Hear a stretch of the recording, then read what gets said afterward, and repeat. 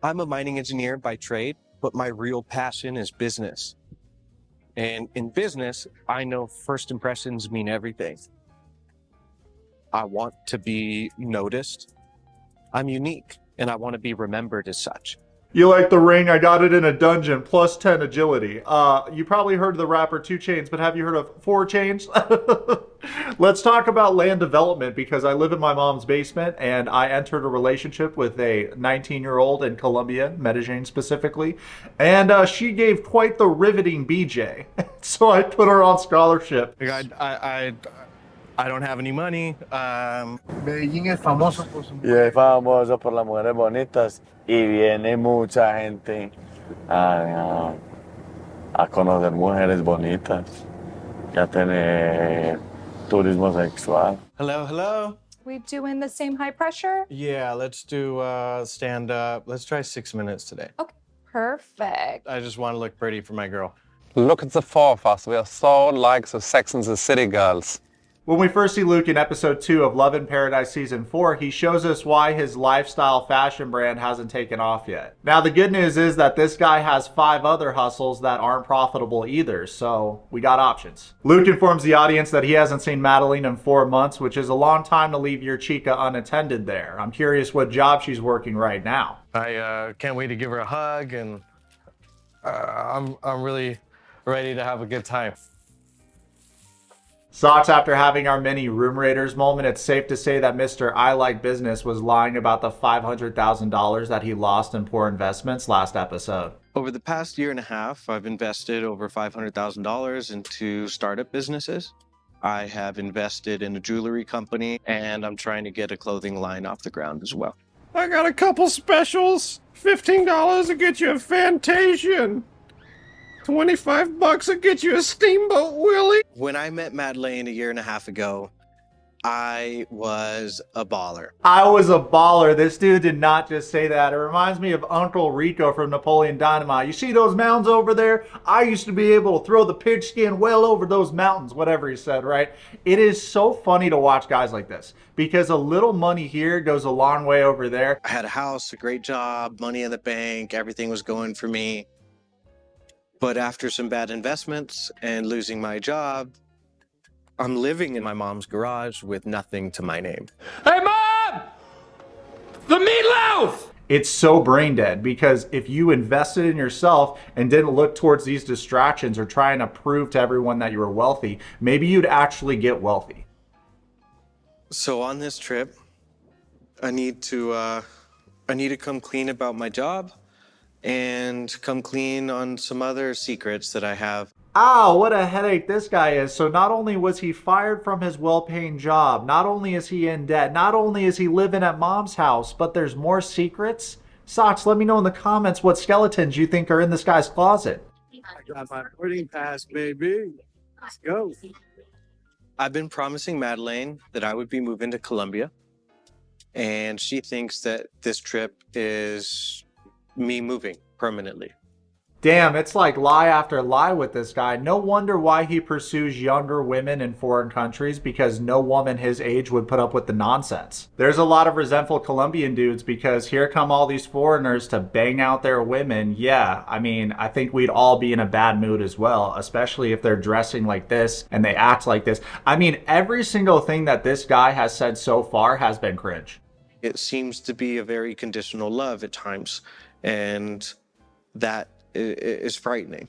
She looks like a middle schooler, which just makes the situation more disturbing given the fact that a lot of women are pimped out there at a young age. I actually feel bad for this girl given her history, what she's experienced, and then also you got this guy presenting himself as Prince Charming only to pull out the rug from under her. As a 30-year-old dude from Los Angeles, he should know better. I haven't seen Luke in 4 months and I miss him so much. He promised me this trip is the one of him moving to Colombia. So I'm so happy. Next we see Madeline. She's on the way to the airport and she got Luke balloons, which was really nice of her. I am so excited about see him, touch him, kiss him. Oh yeah, wait till she figures out that he doesn't have a lot of money. Also, what's up with this girl's nails? She's looking like an X-Man, Lady Deathstrike. So Luke sees his 19-year-old fiance, Madeline. He takes off his backpack, they embrace, they start making out right away. And I'd like to think that they blurred the surrounding people's faces, not to respect their privacy, but because they were judging very hard. In addition to balloons, Madeline also printed out a picture of her and Luke at the helicopter tour they did. And he says something on the lines of, "Mi amor, por favor." He's big gushing right now. I'm so excited to see you. Give me a hug, love. What the hell? That's what I'm thinking right now, right? Let me know in the comments what you think about this. I'm sure she meant that in a playing way, but I find it disrespectful to hit your man like that in public. This dude's a crumb, and he might have a little Geno in that DNA, though, so maybe he's into it. You know that trend that's like, dang, how'd you know you had motion like that, twin? Check out the way that he's kissing this girl right now. This has to be one of the worst kisses I've ever seen in my entire life. Luke goes on to say that he's very fearful that when Madeline finds out about his work situation, she's going to leave, throw a tantrum, and block him, as she should, because you presented yourself as a guy with a whole bunch of money when that was in fact a lie. Everyone can tell that you're lying. You come across so disingenuous, man. And if anything, if you were more honest, your life would look a lot better. Now let's take a look at episode 3, because this video is the 2-for-1 special. I just landed in Colombia, and seeing Madeleine for the first time in 4 months is amazing. She smells like wildflowers. She smells like wildflowers. That's got to be a new one. I've never heard a dude describe his woman like that, so let's just add that to the list of sus. I'm so proud of you, baby. Luke is entrepreneur, but he's not the only one have a good brain for the business. Oh, Socks, you guessed it. Just when we thought that this guy couldn't move in a more irresponsible way, he went into business with a 19-year-old girl. I can't make it up. So not only has this man lost his well-paying job from visiting his little fiance in Medellin, Colombia, he also falls under the category of passport bro that is trying to conduct business in a foreign country. Madeline's walking us through the business world, and I'll tell you what, it is not this woman's fault that she was thrust in this position at 19 years old. What does she know about being a manager, running a business? I'm sure she knows something about nails given her talents that she has, right?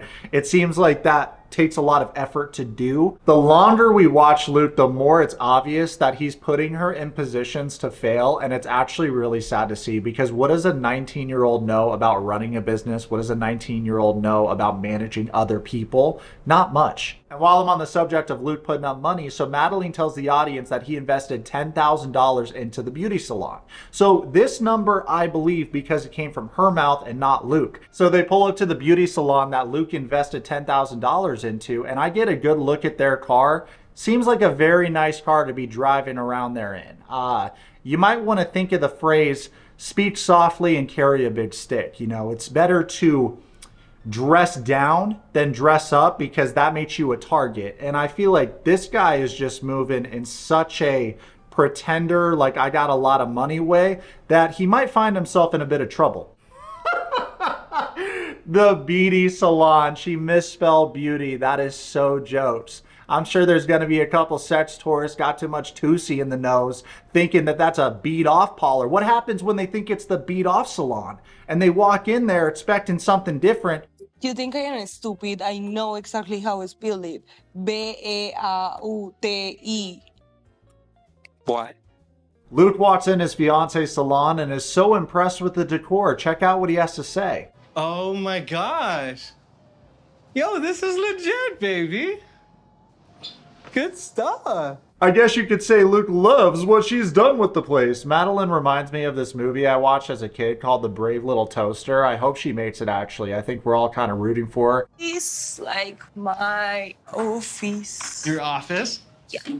You look like a boss. Madeline feels like the boss of this salon, and she assumes that her man Luke is the money man, but no business can succeed when the money man doesn't have money. As we can tell, she's happy-go-lucky. Meanwhile, this guy's keeping her in the dark, and he reveals to the audience that it's always been a dream of hers to open up a beauty salon. He then communicates to the audience that it was always their plan to use the money he made from his job to finance the salon. Problem is, he has no income now because he got fired from his job. The plan was to fund it until it was profitable.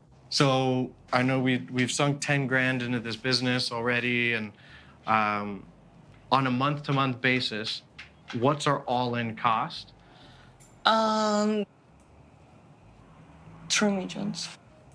Madeline's thinking to herself, I'm just a girl like the meme. Why are you asking me these business questions? Luke goes on to say to the audience, this business needs to have 90 customers per month to break even. It's going to take a miracle. He's being very dramatic about the situation. You can definitely obtain those numbers. It's not as dramatic as you're making it seem. And to be honest, you shouldn't put your own financial pressure on this woman. It's not her fault that you got fired from your job because you were irresponsible and you prioritized visiting your little fiance in Medellin over your work. Like right here, for example, he goes on to ask her if they're going to be profitable in 3 months. How will she know that? This isn't a That's So Raven moment. She's not psychic. She wakes up and she tries her best. Here it is, Socks, the shining moment. Luke finally built up enough courage to tell her that he's no longer working his job anymore.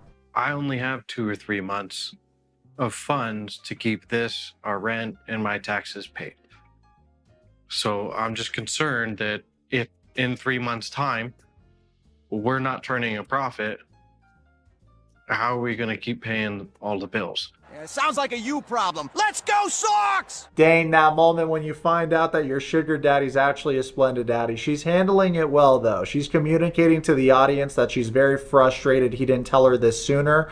However, she's calm. She's not throwing a Jasmine hissy fit right now, so right away, yeah, between the two of them, I think she's the more mature one. Now, to my surprise, when Luke expresses his financial concerns to his fiance, she gives him the emotional reassurance that he was looking for. I actually assumed that she was going to cut her losses and leave him, but she's sticking it out. This man lied and got rewarded for it with lingerie and sex. What is happening? My wet socks, I'm actually getting a headache watching them. Let me know in the comments what you think about this dumb couple. I hope you enjoyed today's video. If you got some spare coin, please check out our Yourwetsock channel membership program for the custom emojis, the exclusive content, all that free videos. 10 out of 10, totally worth.